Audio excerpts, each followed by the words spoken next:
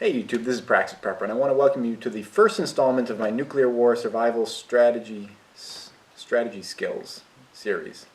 There's a lot of S's there. It's a tongue twister. I don't even know what was I thinking trying to name this series something like. If you can come up with a snappy little title and put it in the comments below, I'd love to use something different. I can't even pronounce the title of my own series. But, you know, the series is about not dying during a nuclear exchange. How about that? To that end, my goal here is not to make myself or you a quote-unquote expert on the topic. That would take years of study, and it's beyond what most of us need, I think, really.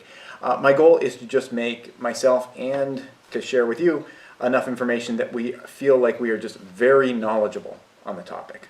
So that's why I want to start the series. I've been doing most of my research in these books, and I'm going to share them with you right now. Nuclear War Survival Skills. That's not a bad title. Maybe it should be, but I can't steal his title. It's written by Crescent Kearney.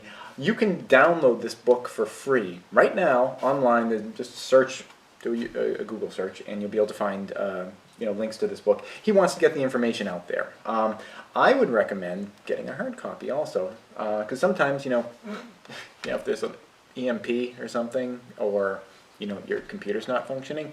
It's nice to have a hard copy, physical one you can flip open. So I would recommend getting, I think it's like 15 bucks or so on Amazon is what I paid for this. The information, a lot of the information in here is a little bit outdated. He still refers to today as being like 1986 occasionally. There are updates in here after that, I think, but you got to kind of go through and you're like, oh, I think this is something old, and I'm cross-referencing this material with other material, so I'm not polluting you with the old acid wash jeans technique for surviving nuclear war and everything. So, very good book. Highly recommend that one. This is another book. I'm not going to say you should go out and buy this one. I bought this one first, then I got this one later. There's some good information in here. U.S. Armed Forces, nuclear, biological, blah, blah, blah, blah, blah. I'm going in here. This has a little bit more updated information, so it's good for that, but I'm going to be sharing a lot of that with you anyway. The third book is a little bit different, and this is called Strategic Relocation, and this was by, I don't really know how to pronounce his last name, Joel Skousen, or something like that. It's a cool book, though. The title of it suggests that it's about leaving your house and going someplace else, and it kind of could be, and you could, if you bought this book, you might decide to leave your house. But what I'm using it for, and what I think is really cool about it, is it's a very well-researched book, and they have a lot of maps of all the different states in the U.S. and some of Canada, showing possible nuclear targets.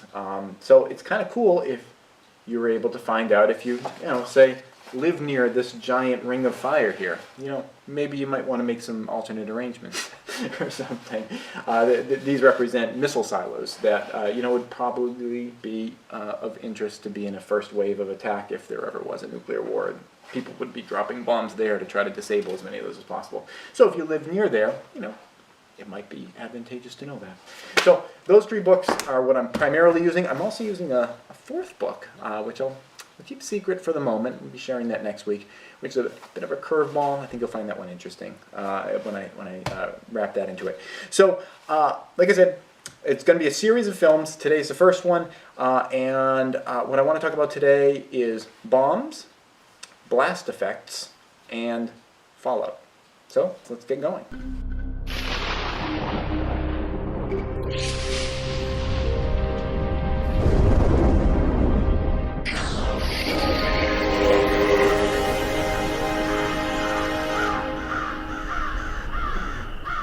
The first thing that's important to understand is that the nuclear weapons are not just one thing. There's a variety of different types, there's a variety of different yields, and there's a variety of different delivery mechanisms.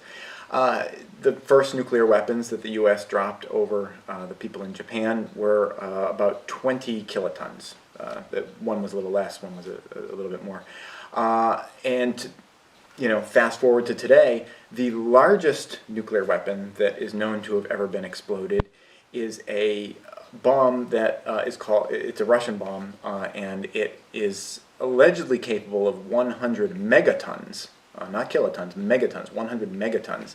But to my knowledge, it's never been used at that yield. They've kind of done it at a half yield a mere 50 megatons, because something to do with it would create so much fallout that it would destroy the entire planet or something along those lines. There is an enormous range of weapons between 20 kilotons and 50 megatons. But what's important to know is that the majority of real weaponized nuclear weapons, and that might seem sort of oxymoronical, that a nuclear weapon wouldn't be weaponized, but some of these nuclear weapons are sort of like showpieces and tests, and they're kind of like, it'd be difficult to actually deliver anywhere. So the majority of weapons that most people think are sort of useful are somewhere between 1 to 20 megatons. So somewhere between 1 megaton and 20 megatons. That's still like horrifying if you think that even a 1 megaton bomb is, that's like 1,000 kilotons, and the Hiroshima one was only 20 kilotons. So Hiroshima was 20, and even the smallest one we're talking about here is 1,000 kilotons. But the majority of the weapons fall into that category. They also are oftentimes delivered with a delivery vehicle that has multiple warheads on one. Like there might be 10 1 megaton bombs strapped to one ballistic missile. So it'll go up, and then each of those missiles will kind of have its own targeting coordinates, and then they'll sort of break off from the mothership, so to speak, and do their nasty business in different places. Another thing that's important to keep in mind is that even a single nuclear weapon can, depending on how it's used, it can have dramatically different impacts on the surrounding area. For example, a 20 megaton nuclear weapon, if it's exploded up in the sky, about like 4 miles up or so, that's called air bursting. And if that happens, the energy thrown out from it hits a much larger area on the ground, out to about 16 miles of blast effect, leveling structures. Versus if it's exploded on the ground, that blast radius is much smaller. But alternately, if it's exploded up in the sky, there's a lot less fallout. The fallout really only happens, the fallout is like, the radiation type of thing, like inhaling particles that are going to like give you cancer and things later. The fallout really happens mostly when the explosion interacts with the ground itself. When the explosion is up in the air, airburst, there's not nearly as much fallout. There's more destruction, but there's not as much fallout. If it explodes on the ground, there's a lot more fallout because it's grabbing all that material on the ground and making it radioactive.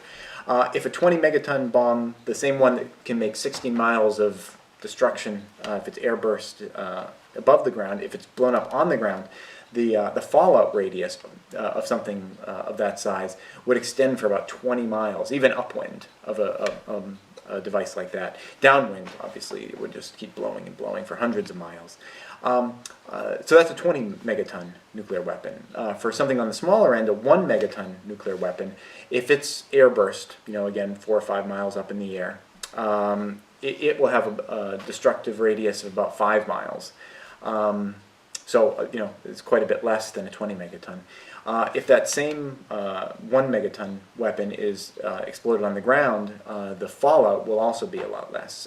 The fallout, even upwind, will extend only about 6 miles from the ground zero of that weapon. It's thought that if there was a nuclear exchange, the majority of the weapons the intent anyway would be for them to be airburst, just because you get so much more damage happening in a given area. Now there might be some intent by someone that's looking to do this to create fallout and cause chaos from that, but in terms of actually damaging military hardware, destroying runways that could be used as launch platforms, airbursting these weapons, someone is going to get a lot more bang for their buck if they're blowing them up in the sky. So there's kind of a nice incentive to reduce the horrors of fallout, if something like that is employed. In terms of targeting, it's thought that the majority of the weapons on a first strike are going to be going strictly for military targets, because and this is, we're talking about if there's a heated exchange with Russia.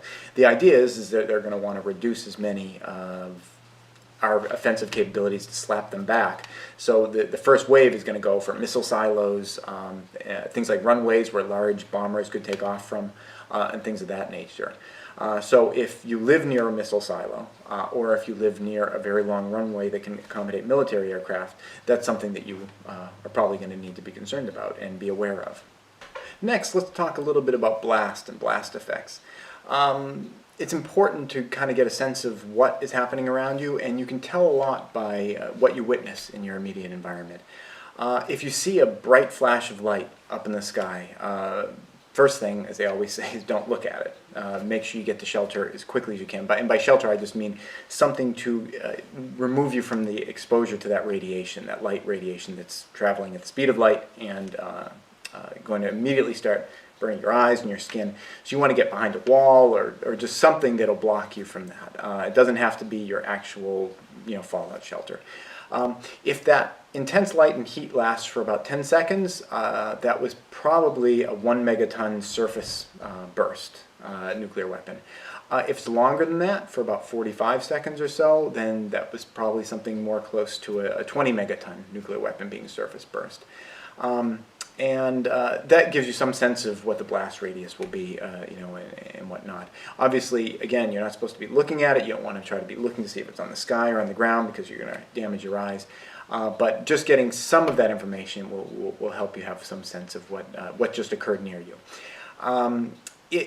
You should stay in that sort of shelter location for 2 or 3 minutes, and if you're not killed by a blast within those 2 minutes, you're probably good. Oh, okay. It's been about 3 minutes.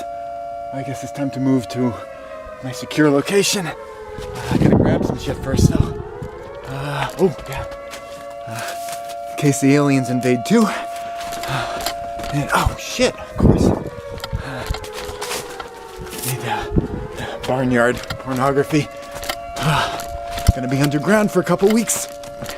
So you can move to another location that's more secure, and you want to do that pretty quickly. Get to either a public fallout shelter, or if you have something set up on your own, you want to get there, and you want to stay there for a couple of days. Even if you have a radiation meter and it's telling you that things are safe outside, during an attack, it's likely that some missiles would go off target. You might live in an area that was intended to be targeted, but it accidentally wasn't, and the next wave are coming in the next couple of days. Or you could just be a second-tier target, and something will be coming in later. So you want to get to that secure location and stay there for at least a couple of days. Lastly, I think if you speak to anyone about nuclear war, one of the biggest concerns most people seem to have is the radiation. Now, obviously, the blast and the fire and all that is horrible. Especially if you're Sarah Connor grabbing onto a chain-link fence, being burned alive into a human skeleton. I mean, that all sucks, for sure. But there's something uniquely creepy, I think, about radiation and fallout and all of that, and it really disturbs people. And it is disturbing. But I think that our imaginations have also exaggerated it a little bit to be a little bit more terrifying than it necessarily needs to be.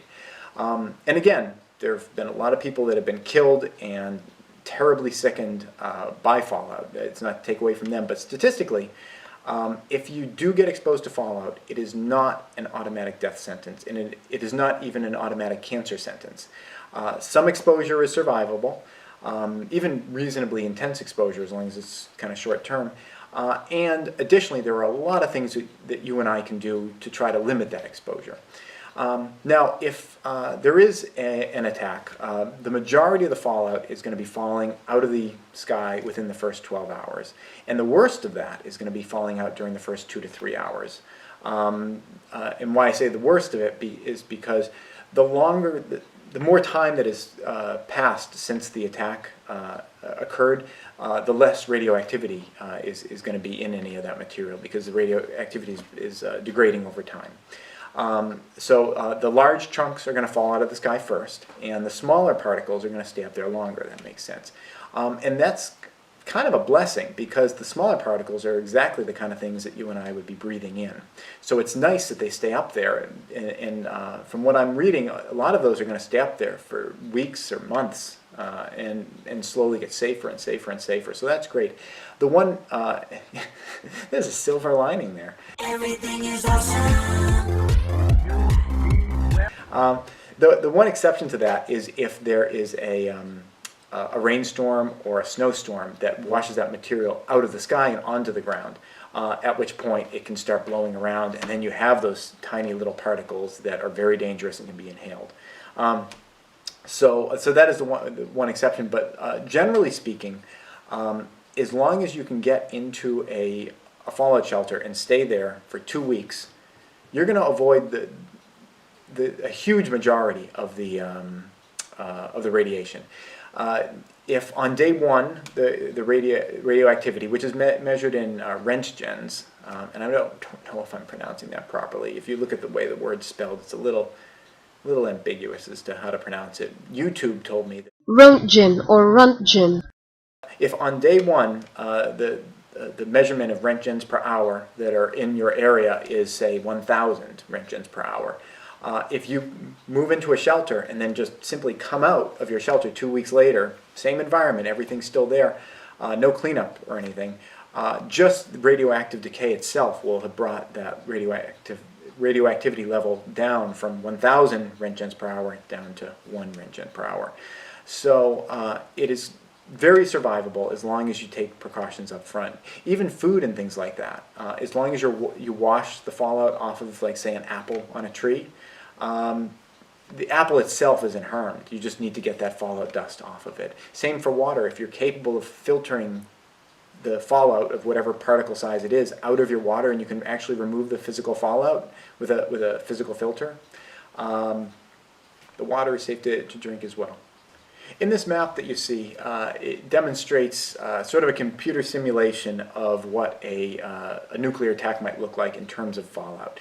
Now, this simulation involves surface bursts as opposed to air bursts, and you can see sort of generally where the targeting is happening in this simulation. That the big dark areas are the areas around the missile silos in the Midwest and various other locations. And you can also see that there's a general tendency of United States continental winds to be blowing from the west to the east. Now, obviously, there are plenty of issues with this map. You don't know exactly which direction the winds are going to be blowing in. You don't know exactly what's going to be targeted. So there's a lot of guesses here. But it gives an example of what a dangerous situation might look like. Obviously, in those darkest areas, those are referred to as the highest risk areas. Those are areas that are exposed to radiation to a degree where people living there would be exposed to tens of thousands of Röntgens per hour. In those areas, those people would be advised to stay in their shelters for a good 2 to 3 weeks and then get the hell out of there and, to some degree, never go back. In the slightly less dark areas, the recommendation is that you would want to stay in your shelter for 2 to 3 weeks, and then you could leave it, but you also kind of want to be going back to it, sleeping in it to just reduce your exposure while those radiation levels continue to come down and come down and come down. Or you could evacuate and try to leave too if you think that that's a better option.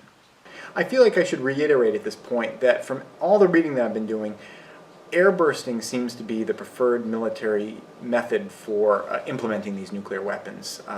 Surface bursts, while they create more fallout, and I suppose there's strategic benefit to that, don't create nearly as much physical damage. And if you're thinking about doing a first strike or a retaliatory strike, you're going to want to take out as much military hardware as you can, and you're going to be able to do that with air bursting because it just spreads out the damage into such a larger area. And if you're not sure how many missiles you're going to get through, you're going to want to maximize the amount of damage that you do with each one. So that closes out this episode, except for one thing I want to say. I want to address an elephant in the room, and yes, I'm going to build it. I've been talking about shelter this, shelter that, get into your shelter for thus and thus many days. Yeah, I've already started building one, and I'm going to bring you in on that process. That's what we're talking about next week. You'll see lots of different shelter designs you might like to use yourself. Not all of them are very difficult, and the one I'm doing is quite interesting, and it's not going to be just a fallout shelter. What do I have planned? You'll have to wait until next week to find out. Thanks for watching.